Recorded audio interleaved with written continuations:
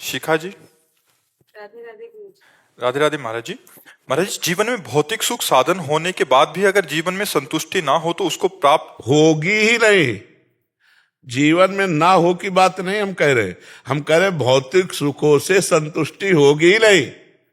अविनाशी का अंश हो, जब तक भगवान से तुम्हारा संबंध नहीं होगा तब तक खुश नहीं रह सकती। पक्की बात समझ लो, चाहे कोई भी हो, करके देख लेना।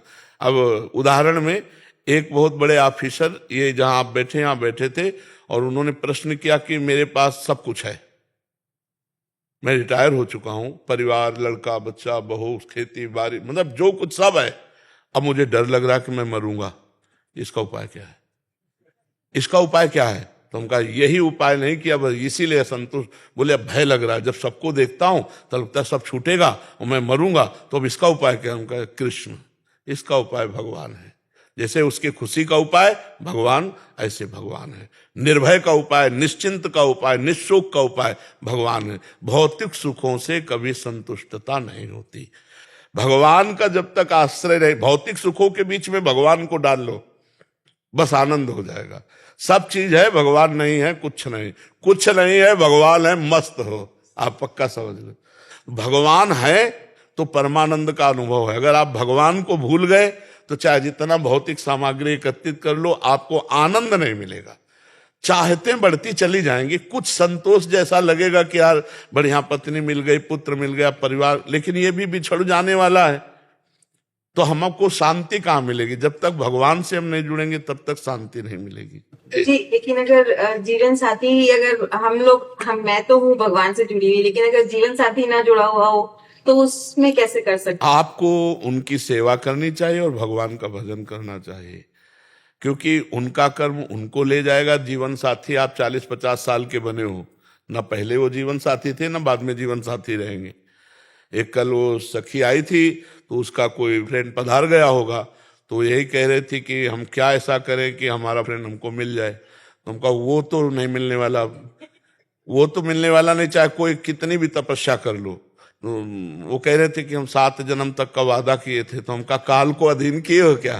काल को कोई अधीन किए? जैसे फिल्मी गाना नहीं होते, मतलब तुम भगवान हो गए, तुम काल को अधीन कर लिए, जैसा चाहोगे जिसके साथ चाहोगे तुम मिल लोगे। अरे नहीं, शरीर छूटा तो पता चला तुम नरक गए, वो कहाँ गए, वो किसी का मिला। ये वादा नहीं होता कि हाथ मिलाओ 7 जन्म तक साथ नहीं छोड़ेंगे, ये केवल बकवास है, इसमें कोई दम नहीं है। क्योंकि काल बड़ा अधीन और कर्मों का फल जीव को मिलता है। अब पूर्व जन्म के परिवार के जन कहाँ हैं? पूर्व जन्म के परिवार के जन कहाँ हैं? हमारी याददाश्त इतनी कमजोर है कि 9 महीना माँ के गर्भ में रहे, कहाँ में याद है?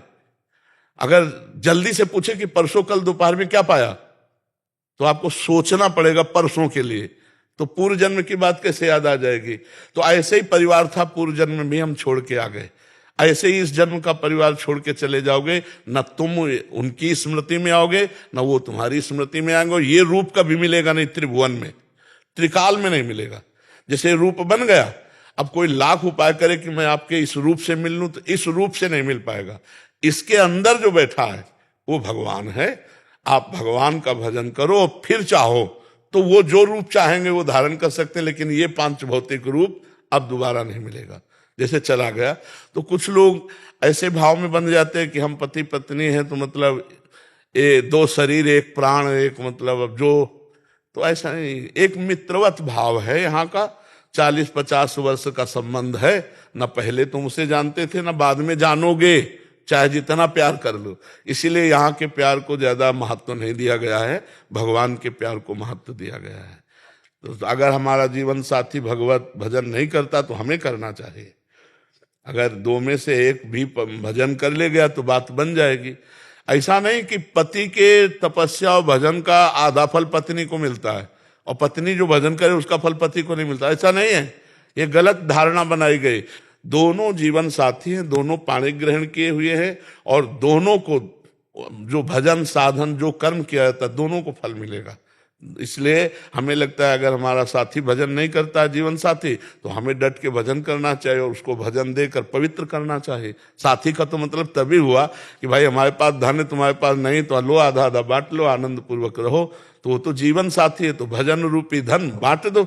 आधा उसको दो और आधा तो अभी देखो उसकी भी बुद्धि बदलने लगेगी। भजन ना करे तो लड़ना नहीं है, खुद भजन करो और उसके अनुकूल चलो, एक दूसरे के अनुकूल चलो। संदीप वर्मा जी, नोएडा से। श्री हरिवंश। श्री हरिवंश गुरुदेव, आपके चरणों में कोटि कोटि प्रणाम। गुरुदेव, प्रश्न ये है कि अभी तक हम अहम की धरा पर ही चल रहे हैं। हर बात में मैं आ जाता है, चाहे वो संसारिक क्रिया हो, भजन हो, साधन हो, हर बात में अहम रहता है कि जो कुछ हो रहा है वो मैं ही कर रहा हूं। प्राय ये सत्य नहीं है। इस कारण हम दृष्टा भाव रख ही नहीं पाते। इस कारण हमें भगवत प्राप्ति का मार्ग भी दुर्गम प्रतीत होता है। गुरुदेव कृपा कर मार्गदर्शन कीजिए कि इस मैं का त्याग देखो, कैसे? जब तक हम महापुरुषों का सेवन नहीं करते, उनके बताए हुए मार्ग पर नहीं चलते, तब तक अहंकार नष्ट नहीं होता। नहीं तो अभी भाषा बदल जाएगी कि गुरु कृपा से नाम जप होता है, गुरु कृपा से व्यापार होता है, गुरु कृपा से, श्री जी की कृपा से, भगवत कृपा से। तो ये अंदर आपके बात आने लगेगी तो अहंकार नष्ट हो जाएगा। और हो सब कृपा से ही रहा है। आप राधा बोलोगे तो किशोरी जी की कृपा से बोल पाओगे। आप वृंदावन आए हो, किशोरी जी की कृपा, जिनको वृंदा विपिन है कृपाति नहीं की हो। आप जो कुछ कर पा रहे हो भगवत प्रदत्त बुद्धि से कर पा रहे हो, भगवत प्रदत्त शरीर बल से कर पा रहे हो। ये तुम्हारा है क्या? सोचो, तुमने रचा है क्या ये? तो अहंकार किस बात का? बुद्धि तुम्हारी भगवान ने रची, शरीर तुम्हारे भगवान ने रचा, सृष्टि भगवान ने रची, सृष्टि का कार्य भगवान ने दिया। तो अहंकार क्यों करते हो? इसको तुम मूढ़ता ही कहते हैं। अहंकार विमूढ़ आत्मा करता हमिति मन्यते, मैं करता हूं ऐसा मानना ये मूर्खता है, मूढ़ता है। आपका कोई अस्तित्व नहीं भगवान के सिवा। आप देखिए ना, गुरुदेव जानते हुए भी तो उसे समर्पित किया करो। तब भी वही अहंकार नष्ट करने का तुम्हें एक सरल उपाय बता रहे हैं। जो भी कर्म करो उसको समर्पित कर दो। प्रति घंटे का नियम बना लो कि जैसे 7 से 8, 8 से 9, तो हर एक घंटे में हे सच्चिदानंद प्रभु, हे राधा वल्लभ लाल, ये 1 घंटे का कर्म जो आपकी कृपा से, आपके बल से हुआ, वो आपको समर्पित है। चाहे वो भजन हो, चाहे वो व्यापार हो, चाहे वो सांसारिक कार्य हो। ठीक है, आप देखना इससे लाभ मिलेगा। कर्म समर्पण करोगे तो अहंकार गलित होता जाएगा। जैसे जैसे अहंकार गलित होता जाएगा वैसे वैसे भगवदानंद, भगवत ज्ञान, भगवत भक्ति बढ़ेगी। नहीं तो सब नाटक बना रहता है जब तक अहंकार रहता है। भक्ति महारानी बहुत सुकोमल चरण वाली है, तो निर्मल हृदय में पधारती हैं। प्रेम लक्षणा भक्ति जो है ना, जहाँ बड़े बड़े कांटे पड़े हो तो कौन आएगा? ये बहुत कांटे हैं अहंकार रूपी।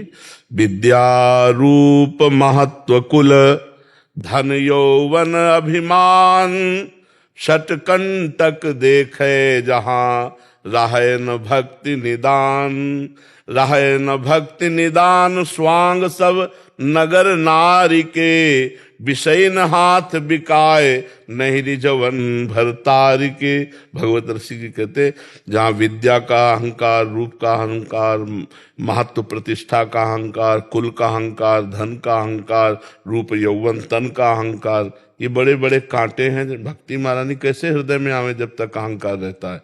तो जिसके अहंकार रहता है वो स्वांग करता है, हरि को नहीं रिझा सकता। वो नाटक होगा, भक्ति नहीं होगी। क्योंकि भक्ति में तो लगता है कि भगवान की कृपा से हो रहा, गलती हुई तो हमसे, और सच्चे साधन बने तो भगवान की कृपा से।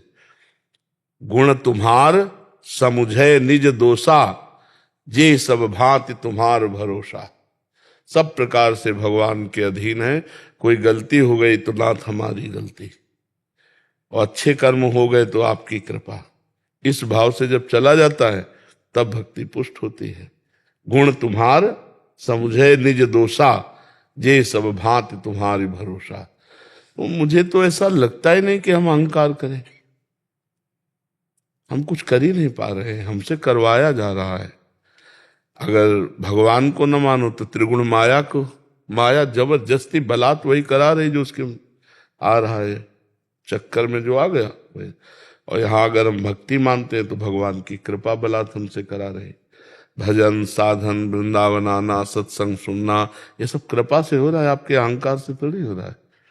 अब मोहि भा भरोस हनुमंता, बिनु हरि कृपा मिले नहीं संता। भगवान की कृपा हुई तो तुम संत समागम में बैठे हो। अरे भगवान की कृपा हुई तो मनुष्य शरीर पाए। ये जो मनुष्य शरीर है ये कृपा से मिलता है। तो इसलिए हमें तो ऐसा नहीं लगता कि कहीं अहंकार किया जाए। अहंकार तो बहुत ही मतलब गलत बात है, जो हमको गिरा देगी, जो हमें आगे नहीं बढ़ने देगी। तो एक काम करो, नाम जप करते हुए हर घंटा का समय का, 1 घंटा के समय का जो कर्म और चिंतन है वो बस भगवद अर्पणमस्तु, राधा वल्लभ अर्पणमस्तु, श्री कृष्ण अर्पणमस्तु, जो भाव आवे वही कर दो। ठीक है, आप करके देखना, धीरे धीरे ठीक हो जाएगा। भगवान ठीक करते हैं, सब ठीक कर देते हैं, बड़े कृपाल रहे। आयुष गुप्ता जी ग्वालियर से। राधे राधे महाराज जी। महाराज जी, हमको संसार के हिसाब से अपना जीवन जीना चाहिए या अपनी आत्मा से, अपने दिल से पूछना चाहिए? संसार ही है जिसे तुम दिल कह रहे हो, आत्मा का ज्ञान नहीं है आपको, तो संसार ही से पूछ रहे हो। मन संसार ही है, क्यों? मतलब संसार के हिसाब से चलना चाहिए कि मन के हिसाब से चलना चाहिए? तो मन ही संसार है, संसार के हिसाब से चल रहे हो, आत्मा के हिसाब से थोड़ी चल रहे हो। आत्मा के हिसाब से तो चलना ही नहीं होता हो, तो एक अव्यक्त सर्व जगह व्याप्त सच्चिदानंद, उसे आत्मा कहते हैं। आत्मा का मतलब क्या समझते हो? मन। हमें लगता है मन ही समझते हो, है? मन आत्मा का संबोधन कर रहे हो, लेकिन आत्मा को जानते तो हो नहीं, क्योंकि वो तो भगवत स्वरूप आपका ही स्वरूप है। और वो अचाह है, उसमें कोई चाह नहीं है। वो अक्रिय है, उसमें कोई क्रिया नहीं है। वो अरूप है, उसका कोई रूप नहीं है। वो अनाम है, उसका कोई नाम नहीं, तभी तो आत्मा कहा जाता है, संबोधन मात्र है। तो भाई इसका मतलब है मन की बात कह रहे हो आप, कि हम संसार के अनुसार चले या अपने मन के अनुसार चले? तो ना संसार के अनुसार चलो, ना अपने मन के अनुसार चलो, शास्त्र के अनुसार चलो। तस्मात् शास्त्रम प्रमाणम ते कार्याकार्यो व्यवस्थित हो। क्या करना चाहिए, क्या नहीं करना चाहिए, ये संत महापुरुषों से, भगवान की वाणी, गीता जी, भागवत जी, इनको पढ़ो, इनसे जानकारी करो कि हमारा कर्तव्य क्या है, हमारे जीवन का उद्देश्य क्या है, हमको क्या नहीं करना चाहिए, हमको क्या करना चाहिए, ये सब शास्त्रों में मिल जाएगा। नहीं शास्त्र पढ़ो तो रोज सत्संग सुनो, तो आप सत्संग में सुन लेंगे। अब मन के अनुसार चलो तो संसार के अनुसार, संसार के अनुसार चलो तो मन के। अब हम इसका भेद करके ऐसा समझ सकते हैं कि संसार जैसा चाहता है वैसा हम चलें या अपने मन के अनुसार चलें, ऐसा प्रश्न होगा? नहीं, तो संसार की चाहत के अनुसार तो हम नहीं चल पाएंगे। संसार तो किसी में राजी है ही नहीं, बिल्कुल नहीं राजी है। संसार के अनुसार तो कोई चल ही नहीं सकता, पक्की बात समझो। हम कई बार एक घोड़े वाले का उदाहरण देते हैं कि एक घोड़े वाला अपने लड़के के साथ जा रहा था, तो खुद घोड़े में बैठा था, लड़का नीचे था। तो लोगों ने देखा, संसार के लोगों ने, हाँ यार कितना निर्दयी है, लड़के को पैदल चला रहा है, अपना ऊपर बैठा है। तो वो नीचे उतर गया लड़के को। आगे चले तो संसार वाले बोले क्या जमाना आ गया है, नया लड़का घोड़े पे, बूढ़ा पैदल है। बोले आओ पिताजी बैठ जाओ, दोनों बैठ गए। तो कुछ लोग मिले, बोले हराम का घोड़ा मिला होगा, दोनों लदे हो। दोनों नीचे उतर गए। तो कुछ लोग बोले देखो कितने बेवकूफ हैं, घोड़ा खाली जा रहा है। अब बताओ हमें उस संसार के अनुसार चल सकता है क्या? अपनी मस्ती में जैसा बने वैसा। समझ रहे हो? पहले आध्यात्मिक उत्तर दिया, फिर ये व्यवहारिक उत्तर है। हमको जो सही लग रहा है शास्त्र सम्मत, वो हम चल रहे हैं। तुम गाली दो या प्रशंसा करो, हमें तुमसे कोई मतलब नहीं। तो बड़ा मतलब संसार का विचित्र रूप है, ये राजी नहीं हो सकता, इसको राजी नहीं किया जा सकता। आप पक्का समझ लीजिए, बिल्कुल नहीं, इसको राजी नहीं किया जा सकता, किसी भी तरह राजी नहीं किया जा सकता। संसार को अगर लेकर चलोगे कि लोग हमारे प्रति क्या कह रहे हैं, तो चल ही नहीं सकते आप। संसार को प्रसन्न कर ही नहीं सकते, अपने हिसाब से चलो। जिनको जो कुछ तो लोग कहेंगे, हाँ अपने को सुनना है और ये देखना है कि हम गलत तो नहीं है। जैसे मान लो कोई कह रहा है कोई बात, तो उस बात को हमें देखना है कि कहीं हम गलत तो नहीं है। अगर गलत है तो सही कह रहे हैं, हमको सुधार करना चाहिए। अगर गलत नहीं है तो फिर भगवान जाने उनको क्या मति गति है, हमें अपने अनुसार चलना चाहिए। पर जी इस बात की निष्ठा तो जो गलत कार्य कर रहे हैं उनमें तगड़ी है। दारू पी रहा है, कोई भी कुछ भी कह रहा हो, पी रहा है। हाँ बात सही, बात सही। हाँ बात सही। बुरे कर्म वालों में ज्यादा निष्ठा है, भले कर्म वाले तो जैसे माला लेकर के ऑफिस गए ना, और दो चार लोग कह दिए बड़े भगत तो अगले दिन माला लेके नहीं जाएंगे, बात सही है। अच्छे कर्म करने वालों की पक्की निष्ठा कम है, बुरे कर्म करने वालों की ज्यादा निष्ठा जोरदार है। मांस खा रहा तो कोई बोलते कुछ रहो, बोलते रहो, हाँ, और क्या गाली देते रहो, उनको कोई फर्क नहीं। वैसे चाहिए ऐसे निष्ठा, हाँ, निष्ठा ऐसे ही चाहिए अपनी धर्म की भी, धर्म की निष्ठा है। वो तो खैर निष्ठा क्या पतन का मार्ग है, वो तो उनका गलत सोचना है। अगर कोई समझावे, हम कह रहे हैं कि गलत है, तो हमें सुधार कर लेना चाहिए और अच्छी निष्ठा रखनी चाहिए कि अच्छी निष्ठा में फिर लोग कुछ भी कहें हमको नहीं, किसी को नहीं बख्शते, किसी को नहीं। जान की ताकत लगा करके चाहे देश को समर्पित हो जाए, कोई नहीं, उसको कुछ ना कुछ। अब जैसे आर्मी के भाईजान आते हैं तो हम उनका बड़ा स्वागत करते हैं, क्योंकि बहुत कष्टप्रद देश रक्षा में वो कहाँ खड़े रहते हैं। अब कुछ लोग उनको क्यों, तो हम कहा संत और सैनिक हम बराबर देखते हैं, क्योंकि हिमालय में लगा दो चाहे जहां लगा दो, भोजन मिले ना मिले वो डटे हुए हैं। भादर में लगो तब पता चले कहां से गोली आ जाए, कब गर्दन उतर जाए, कुछ पता नहीं है। हम शहीद हो रहे हैं, जा रहे हैं आतंकवादियों से भिड़ने के लिए, 5-5 हमारे भारत के जवान शहीद हो रहे हैं, तो उनके लिए भी निष्ठा नहीं है। जो देश के लिए उनके लिए भी निष्ठा, मतलब कुछ ऐसे लोग हैं जिनको स्वभाव ही है निंदा करना, जिनका स्वभाव ही है, तो किसी की सुने ना, अपने अपने मस्ती में चले। गलत है तो हम सुधार कर ले, नहीं तो हमें किसी की चिंता नहीं करनी चाहिए। हर्ष अग्रवाल जी। राधे राधे बाबा। राधे राधे महाराज जी। महाराज जी, ब्रह्म और माया के बीच में क्या संबंध है? और अगर माया ब्रह्म है, ब्रह्म की शक्ति है, तो बाबा शक्ति माया मतलब शक्तिमान से कितनी ताकत तो ब्रह्म, हो सकती है? ब्रह्म और ब्रह्म, बस इतनी बात समझ लो, कोई माया नहीं। सर्वम खलमिदम ब्रह्म, वेद कहता है सर्वम खलमिदम ब्रह्म, नेह नानास्ति किंचन, किंचन मात्र कोई और वस्तु नहीं है, केवल ब्रह्म ही है।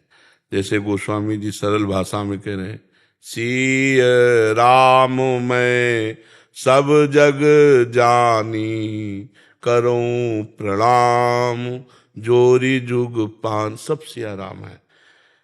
जो हमको ये भ्रम हो गया है, स्त्री पुरुष जड़ चैतन्य कर्ता भोक्ता, यही माया है।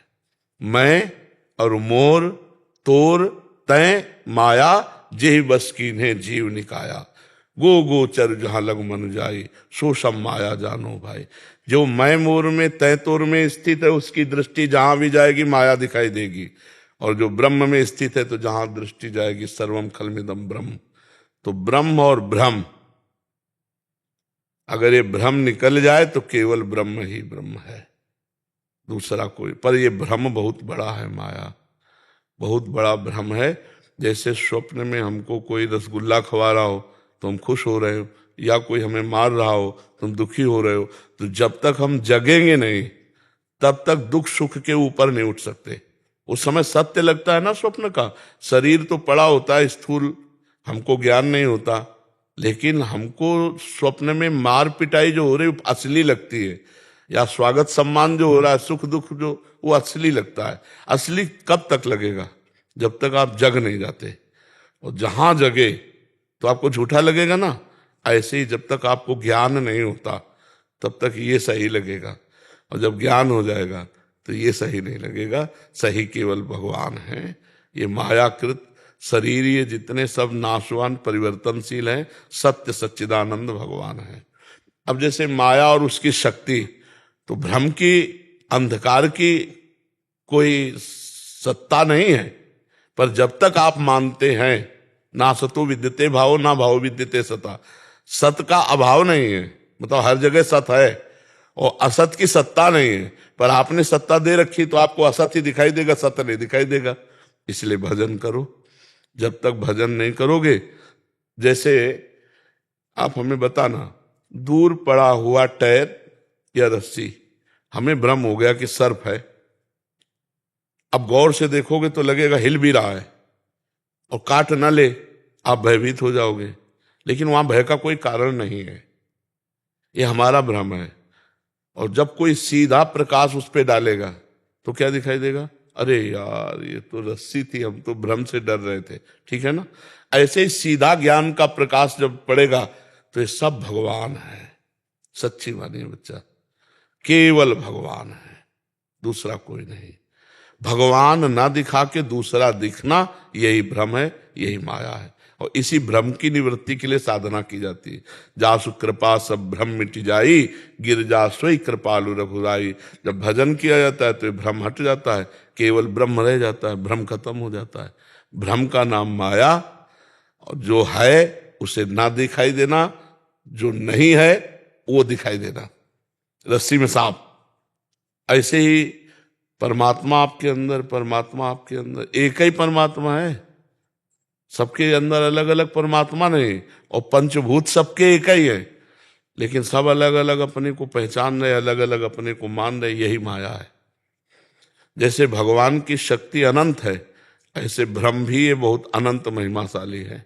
ये जल्दी अंत को प्राप्त नहीं हो पाता। जब अनंत कृपा करे तो ये शांत हो जाए, नहीं तो बहुत विचित्र है। भगवान ने गीता जी में कहा है, दैवी हेषा गुणमयी मम माया दुरत्तया मामेव ये प्रपद्यन्ते माया में ताम तरन्ते। ये जो दैवी गुणमयी त्रिगुणमयी माया है, ये दुरत्य है, जल्दी पार नहीं पा सकते। मेरी शरण में आ जाओ, मैं पार करवा दूंगा। मामेव ये प्रपद्यन्ते माया में ताम तरन्ते। माया का स्वरूप यही है, जो है उसे ना दिखाई देना, जो नहीं है उसे दिखाई देना। सबके अंदर परमात्मा, सब जगह परमात्मा नहीं दिखाई दे रहा, और सब कुछ दिखाई दे रहा, यही माया है।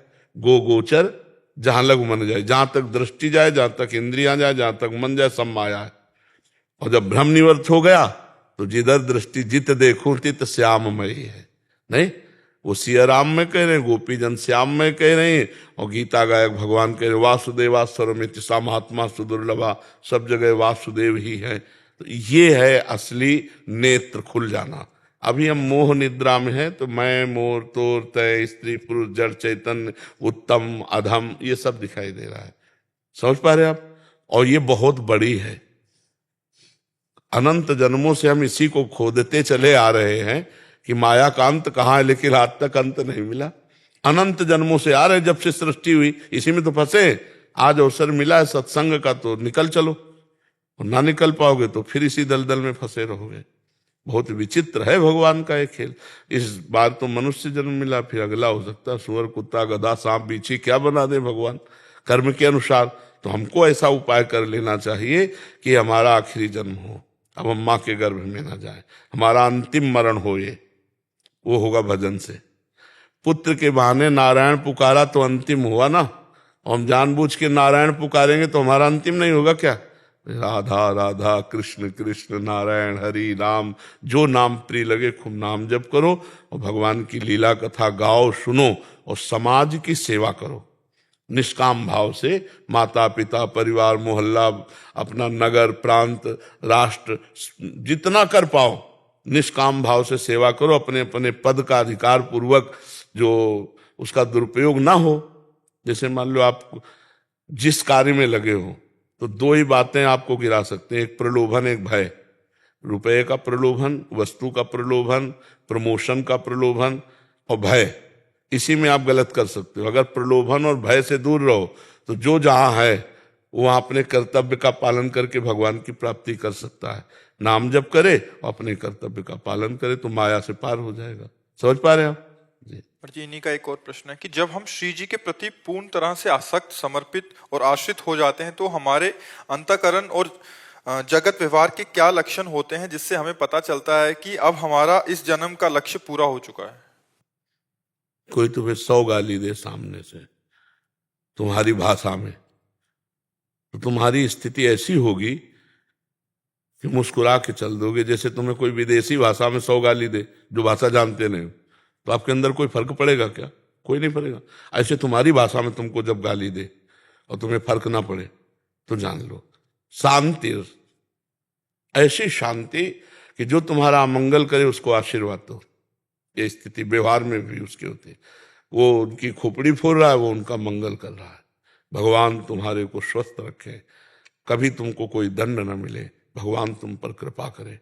जो प्रेम लक्षणा भक्ति अंदर जब आएगी ना, करत जे अनशहन निंदक तीनों पे अनुग्रह क्यों, और दूसरी बात, तदर्पिता अखिलाचारिता तद स्मरणेन परम व्याकुलते, वो सारे आचरण भगवान की प्रसन्नता के लिए करता है, हर आचरण भगवान को समर्पित करता है, और एक क्षण भी भगवान का विस्मरण हो जाने पर वो ऐसे व्याकुल हो जाता है जैसे मछली को जल से अलग कर दो, उसकी जो स्थिति होती है।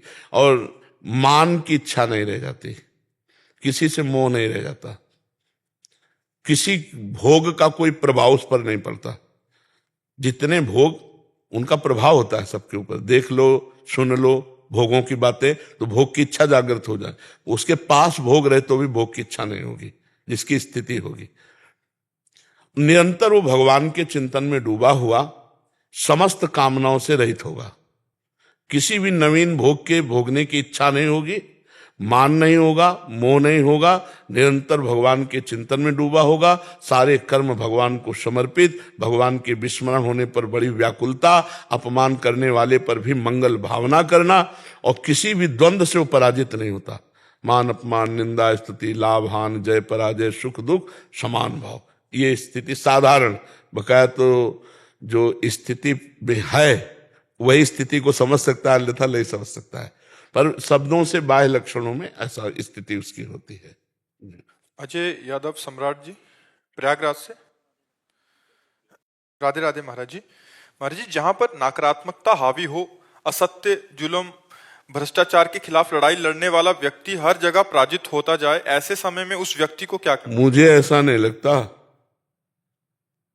कि सत्य और धर्म पे चलने वाला पराजित हो सकता, मुझे ऐसा नहीं लगता। इतिहास साक्षी है, सत्य और धर्म चलने वाले को रौंदने की चेष्टा की गई है, लेकिन विजयी वही हुआ है। रौंदने की चेष्टा की गई, उसको मिटाने की चेष्टा की गई। जैसे पांडव सत्य पर चल रहे थे, कौरवों ने प्रयास किया, उनका प्रयास सफल जैसा लगा। 12 वर्ष का वनवास, 1 वर्ष का अज्ञातवास, कितनी प्रकार की कष्ट वेदनाएं उनको सहनी पड़ी, लेकिन सिंहासन पर कौन बैठा? परिणाम में युधिष्ठिर जी। और विनाश किसका हुआ? कौरव पक्ष का। मानते हैं कि अधर्माचरण थोड़ी देर बढ़कर हम पर हावी हो सकता है, लेकिन मिटा नहीं सकता, पराजित नहीं कर सकता।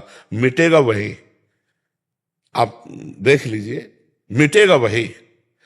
धर्म से चलने वाले को झुकाने की कोशिश की जा सकती है, रौंदने की कोशिश की जा सकती है, लेकिन विजयी वही होगा। ये हम आपको फाइनल की बात बता रहे हैं। रास्ते में थोड़ा झुक जाना या थोड़ा पराजित जैसा लगना वो हो सकता है, हो सकता है, क्योंकि दोनों शक्तियां भगवान की हैं। पीठ से अधर्म प्रकट हुआ है और छाती से धर्म प्रकट हुआ है, तो उसमें भी तो भागवतिक, राक्षसों में भी तो भागवतिक शक्ति है। कभी देवताओं को खदेड़ देते, कभी देवता राक्षसों को खदेड़ देते। तो हमें ये विश्वास रखना है कि विजय धर्म की होगी। जहां भगवान की आज्ञा का पालन किया जाता है, धर्म का पालन किया जाता है, वहीं विजय होती है। आज थोड़ा हम डाउन हैं तो कोई बात नहीं, कल हम उठेंगे, ऐसा पक्का विश्वास रखो। हो सकता है थोड़ी देर विजयी दिखाई दे, विजयी हुए ना, देखो कौरव विजयी हुए ना, सब एक छत्र साम्राज्य घसीट लिया युधिष्ठिर का शकुनी के छल भरे पासे से, लेकिन बाणों से सब मारे गए और महाराज ही युधिष्ठिर जी हस्तिनापुर चक्रवर्ती सम्राट नरेश के रूप में रहे। तो हमें लगता है कि असत्य थोड़े दिन हाइलोजन की तरह चमक सकता है, लेकिन फ्यूज होना पक्का है। क्यों भाई? हाँ, फ्यूज होना उसका पक्का है। वो थोड़ा और भी बात समझ लो, अधर्मी आदमी की जब उन्नति हो तो उसको ये समझ लेना जैसे ऊपर 7 मंजिले में चढ़ाया जाए, तो वो खुशी के लिए नहीं चढ़ाया जा रहा है, उसका वहां से बद होगा, वहां से पटका जाएगा। तो हम अधर्मी की उन्नति पर लुभायमान ना हो, परिणाम तुम्हें पता नहीं, वो नष्ट हो जाएगा। क्योंकि अधर्माचरण से सफलता नहीं होती। धर्म पूर्वक, धर्मात्मा पुरुष गरीब मिल सकता है, धर्मात्मा पुरुष थोड़ा आपको झुका मिल सकता है, धर्मात्मा पुरुष की नहीं चल रही ये भी दिखाई दे सकता है, लेकिन एक दिन धर्मात्मा पुरुष उभरेगा और वो प्रकाशित होगा, और वो अधर्मी जो आज झुका हुआ नहीं है, बढ़ा हुआ दिखाई दे रहा है, फूल फल रहा है, वो नष्ट हो जाएगा, पक्का नष्ट हो जाएगा। तो इसलिए हम इस बात को दूरी तक देखें, नजदीक तक देख करके परिणाम न दे दें। आज तक ऐसा नहीं, किसी को दुख देकर असत्य आचरण से चलने वाला पापात्मा कभी सुखी नहीं हुआ। वो विभिन्न प्रकार से नाश किया ही है। काल रूप भगवान ने उनको दंड दिया ही है। आप ऐसा कभी मन में विश्वास ना खोएं, ऐसा कभी सोचे नहीं, ये विश्वास दृढ़ रखें कि विजयी सत्य होता है। शांति, आनंद, निर्भयता, निशोकता, ये सब सत्य पे है। असत्य आचरण करने वाला कभी निर्भय नहीं हो सकता। हर समय शंका, हर समय चिंता, हर समय उद्विग्नता, शोक। जैसे आप 50,000 बेईमानी से ले आए, सोचे बड़ा आनंद रहेगा 50, वो 50,000 ऐसे दुख में आपको डालेंगे कि पूरा जो आपने कमाया भी है और लेके जाएंगे, पक्का समझ लो। तो मुझे लगता है पाप से डरना चाहिए, अधर्म से डरना चाहिए। साइकिल से चलोगे लेकिन सुखी रहोगे। अधर्माचरण मत करो, धर्म से चलो। थोड़ा जीवन है, बहुत बड़ा जीवन नहीं। 70-80 का जीवन रह गया है, नहीं रह गया।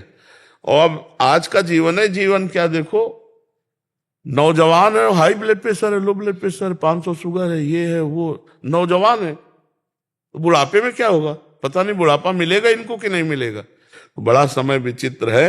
अभी भजन कर लो, आगे और ऐसा समय आने वाला है कि भजन।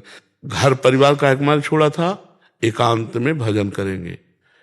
और जिसके पास मोबाइल है तो सैकड़ों नंबर और सब सर्च करके सब दुनिया देख सकते हो। इसी से तो बचने के लिए बाबा जी बने थे, इसी से बचने के लिए एकांत हुए। अब एकांत में छाती में पहले भगवान की छवि टांगी जाती थी, अब छाती में मोबाइल टांगा जाता है, स्मार्ट मोबाइल। समय बदल गया देखो। भगवान में चित्त लगने के लिए जो बाधा थी वो मोबाइल रचना हो गई, बहुत जोर। अच्छा, कोई भी सृष्टि में गुण और दोष युक्त दोनों भी हैं अलग। आज आप बैठे हो तो मोबाइल के ही दम से बैठे हो, नहीं क्या जानते कि वृंदावन में कहाँ क्या हो रहा है, मोबाइल से जान। तो हमें लगता है अगर गुण ले ले और दोष छोड़ दे तो बहुत बढ़िया चीज है, लेकिन उसमें दोष भी बहुत है। नए नए बच्चे उसको सर्च करके गलत आचरणों में बढ़ रहे हैं।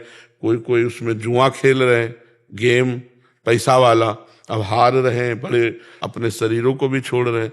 तो गलत आचरणों से बचा जाए, भगवान नाम जपा जाए और सत्य में चला जाए, उसी पर विजय होगी, असत से नहीं।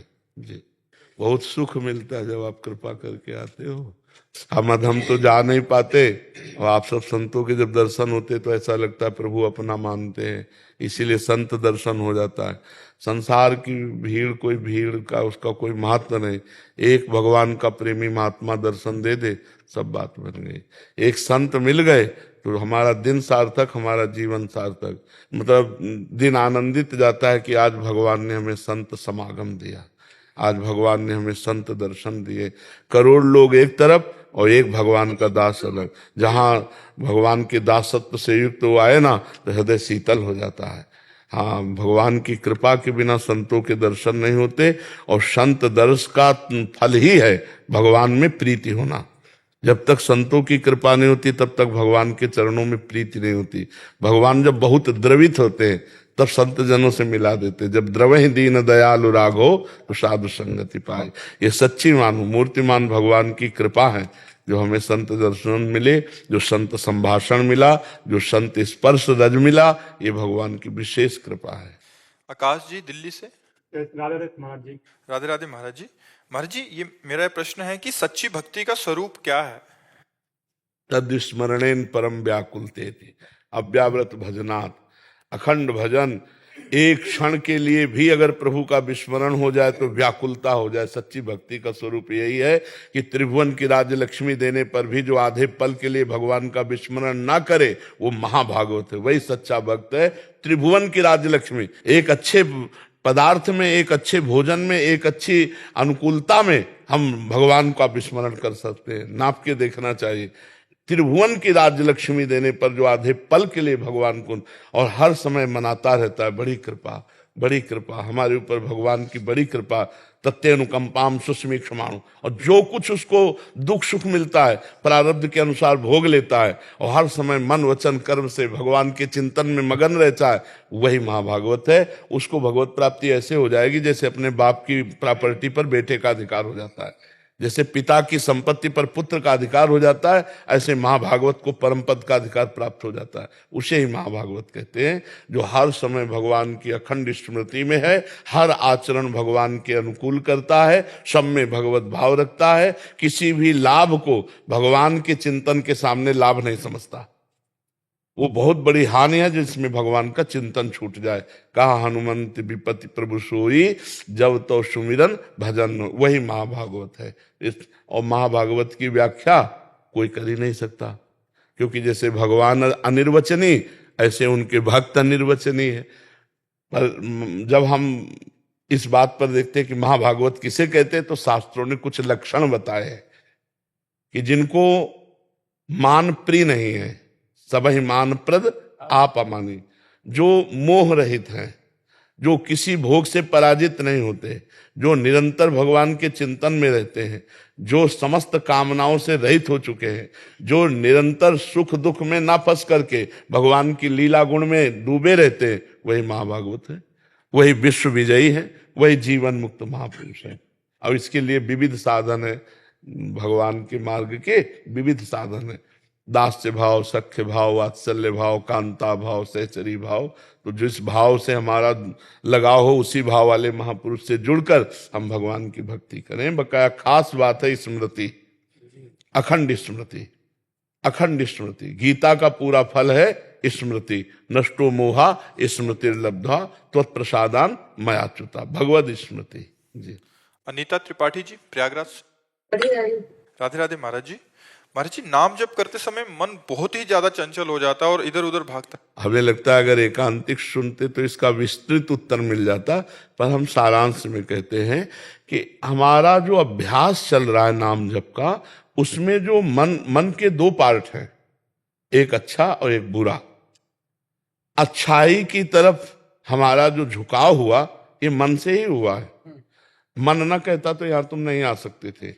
तो मन की अच्छाई पार्ट में जब हम नाम जब शुरू किया, तो बुराई पार्ट को साफ करने लगा, क्योंकि निर्मल मन जन सो मोह पावा।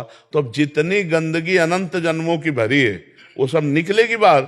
अब साधक इस बात में परेशान हो जाता है कि जब मैं भजन नहीं करता था तब इतना गंदा नहीं था, अब जब भजन से करने लगा तो इतना गंदा सोच, इतनी गंदी बात, वो गंदगी निकल रही है। मन अच्छा चंचल हो और नाम जब कर रहे हो, तो आप निश्चित समझो फल में कोई भेद नहीं है, मन लगे ना लगे। जैसे मन नहीं लगता लेकिन आग छुआ दी जाए तो जला देगी ना। मन कहीं और हो, जहर पिला दिया जाए तो मरी जाओगे ना, क्योंकि उसका प्रभाव है। ऐसे नाम का प्रभाव है, मन लगे या ना लगे, जिब्या से राम राम हरि हरि कृष्ण कृष्ण हो रहा है, आपको भगवत प्राप्ति होगी। आपको बाहर भी आनंद मिलेगा, लौकिक और पारलौकिक अंतर ज्ञान का भी आनंद मिलेगा। राम नाम मणि दीप धर, जीह दे हरि द्वार, तुलसी भीतर बाहर जो चाह सुझे। तो मन को नाम ही एकाग्र करेगा, मन को नाम ही निर्मल करेगा। अब शुरू किया इसलिए गंदगी निकल रही है, परेशान नहीं होना चाहिए। वैखरी वाणी से महाराज। हाँ, वैखरी से भी, वैखरी से। यह जिह्वाग्ये वर्तते नाम तुभ्यम, जैसे मंत्र है तो वो दो में ही जपा जाता है, उपांश और मानसिक। गुरु मंत्र जो है उपांश और मानसिक जपा जाता है, लेकिन नाम भगवान इतने कृपालु हैं कि आप राधा राधा राधा राधा राधा राधा राधा राधा राधा राधा राधा राधा राधा, इसी से भगवत प्राप्ति। ठाकुर हरिदास जी तो इसी वैखरी से ही जपते थे। तो वो लाखों की संख्या में जबान से ही नाम जप करते थे। 3 लाख। हाँ, 3 लाख, ऐसे लाखों की संख्या में, और जोर जोर से। तो उसी का प्रभाव था कि वैसे आई तो सुन सुन करके वो भगत बन गई, उनको तनिक भी विचलित नहीं कर पाई, वो खुद अच्छे महात्मा की तरह वहां रहकर भजन करने लगी। तो अगर वैखरी से नाम का प्रभाव है, वैखरी से भी जपने पर जो मंत्र उपांश और मानसिक में फल देता है, वो वैखरी से भी नाम फल दे देगा। नाम में एक अपार सामर्थ्य, असीम सामर्थ्य है। चाहे जैसी स्थिति हो, अपवित्र पवित्रो वा सर्वावस्थांगतो पिवा या स्मृत पुंडरीकाक्षम सवायाभ्यंतरा शुचि, वाय अभ्यंतर दोनों से परम पवित्र हो जाता है। देखो भागवत जी में लिखा, यद जिह्वाग्ये वर्तते नाम तुभ्यम अहोबत सुपचतो गरीयान, यद जिह्वाग्ये, जिह्वा के अग्रभाग पर आपका नाम विराजमान हो। नाम जीह जपि जागे जोगी, नाम जीह जप। जब जीव से नाम जपने की बहुत जगह चर्चा हुई है, तो हम उसमें अनुसंधान में न जाएं कि वाचिक से दशांश उपांशु बड़ा, उपांशु से दशांश मानसिक बड़ा। हम राम राम कह रहे हैं, कृष्ण कृष्ण कह रहे हैं, अपने प्रभु का स्मरण कर रहे हैं। मन कहीं भी चला जाए चिंता मत करो, उसको भाग के यहीं आना पड़ेगा, क्योंकि नाम भगवान विराजमान, परम मंगल हो जाएगा जी। कीर्ति जी। महाराज जी, आपके चरणों में कोटि कोटि प्रणाम। महाराज जी, अगर घर का कोई सदस्य मतलब भगवत मार्ग पर नहीं चलना चाहता हो, तो उसे सही मार्ग पर कैसे हम चलाएं? हमारा प्रयास क्या रहना? नहीं, प्रयास तो सफल नहीं हो सकता, ऐसा नहीं। अगर साधक नहीं चाहता तो ब्रह्म प्राप्त महापुरुष भी कुछ नहीं कर सकते। उड़िया बाबा के पास ही रहता था, उड़िया बाबा को गड़ासे से काटने वाला है। तो हम ये कहते हैं कि तुम तो मान लो गृहस्थ हो, हम संत जन बाबा जी लोग भी कुछ नहीं कर सकते जब तक आप श्रद्धा और विश्वास करके हमारी बात नहीं। और महाराज जी, कौरवों को भगवान किसी स्वयं समझा रहे, भगवान नहीं समझ में आया। बिल्कुल बिल्कुल बिल्कुल बिल्कुल बिल्कुल, भगवान स्वयं संधि करा ले गए थे, नहीं समझ पाया। तो हम इतना जरूर कहते हैं कि अपने परिवार के लिए यदि हम भजन करके दें तो मंगल शुरू हो जाएगा। भगवान से प्रार्थना करें। हाँ, भगवान से प्रार्थना करें और नाम जप करें और परिवार के सदस्यों को दें, तो उनका फिर भाव बदलना शुरू हो जाए। भजन में बहुत ताकत है, पर गृहस्थी में इतना भजन होना थोड़ा कठिन सा लगता है कि हम इतना भजन करें कि परिवार वालों को दें और हमारी भी बुद्धि शुद्ध रहे भजन से। तो फिर भी प्रयास करना चाहिए, और परिणाम में हम कहते हैं जब तक वो सुधरना नहीं चाहेंगे तो नहीं सुधरेंगे।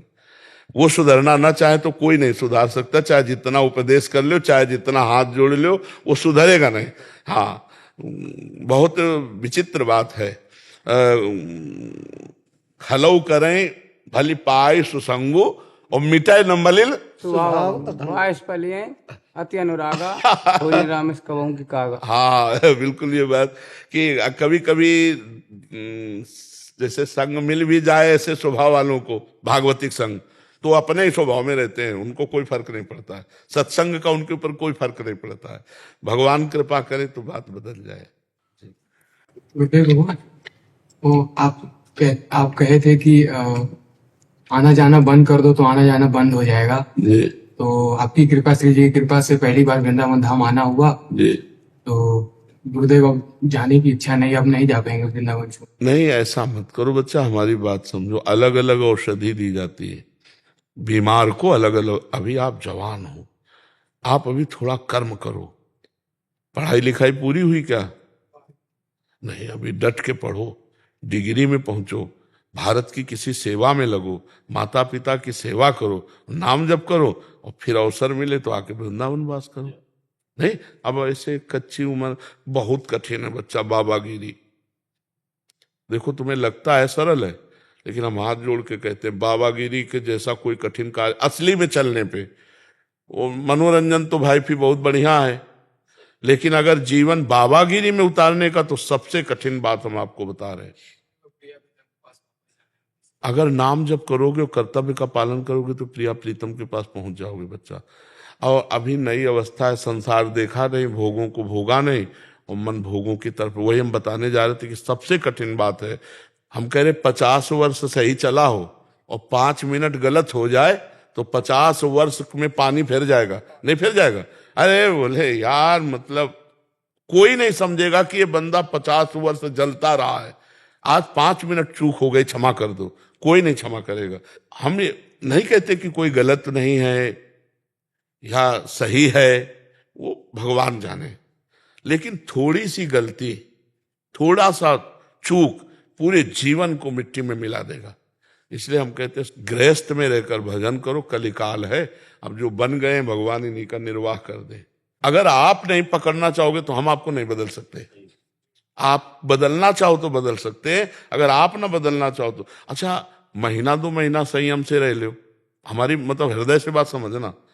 साल 2 साल नियम दे दो कि 5 साल आप ऐसे रहो, तो हिम्मत रहेगी कि 6 महीना गए, 6 महीना गए, अब 2 साल गए, पूरे जीवन भर जलना है। काम, क्रोध, लोभ, मोह, मद, मत्सर, खिलवाड़ समझते हो?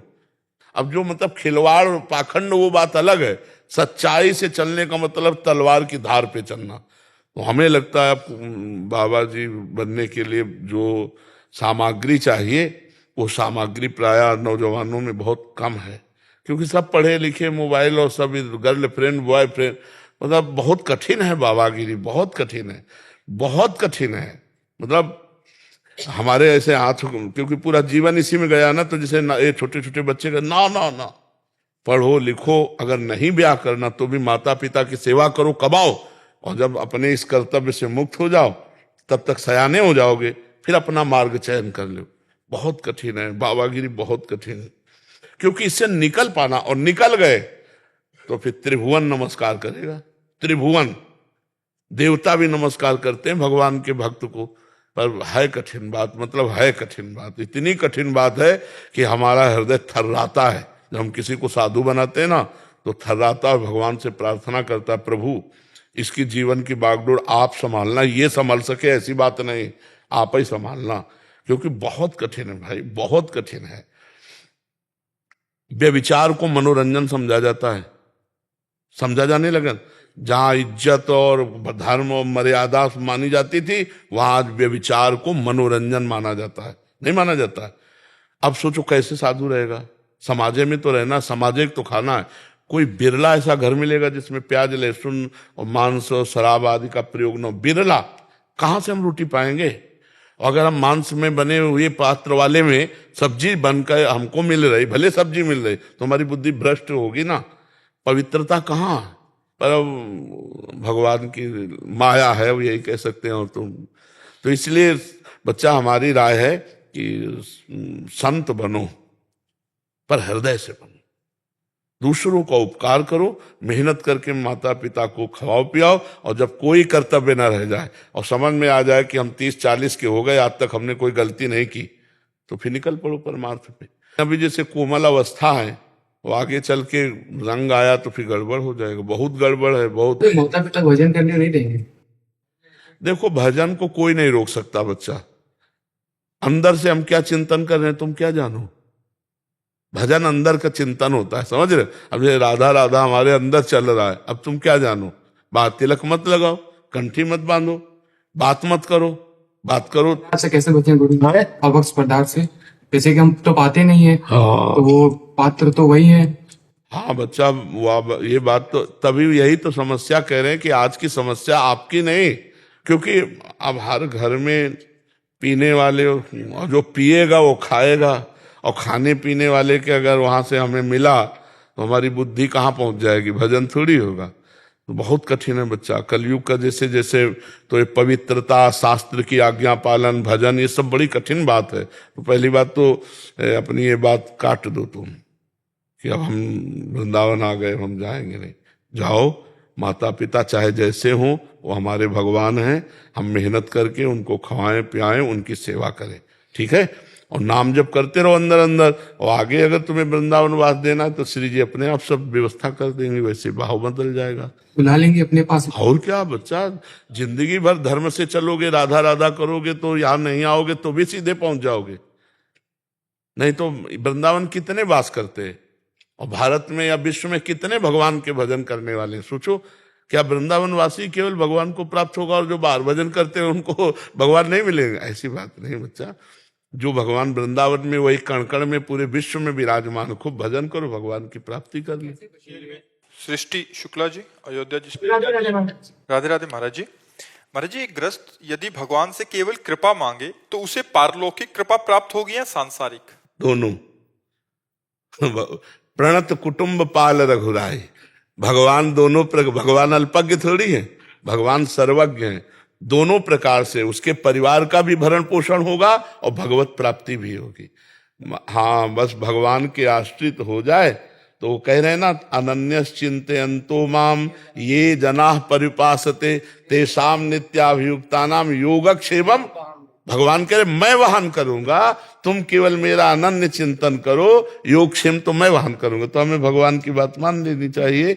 वो भगवान लोक परलोक दोनों का समान। ई परलोक सकल सुख पावत मेरी सो भैया कृष्ण गुण संचु। हरिवंश महाप्रभु कहते हैं इस लोक में और परलोक में सदैव सुखी रहोगे यदि कृष्ण के गुणों का गान करोगे, नाम जप करोगे, राधा राधा बोलोगे।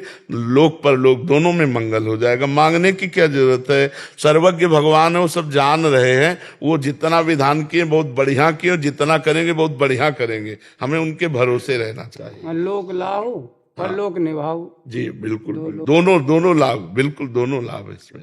और हारने पे भी लाभ और जीतने पे भी लाभ, इसमें ये भी बात है।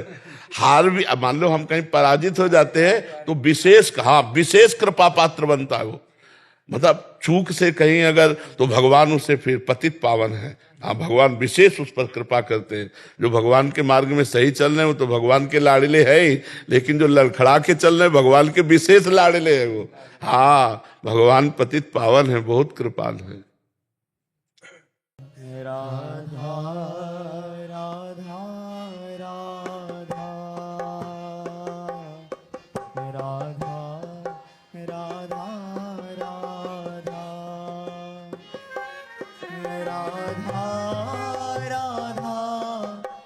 राधा राधा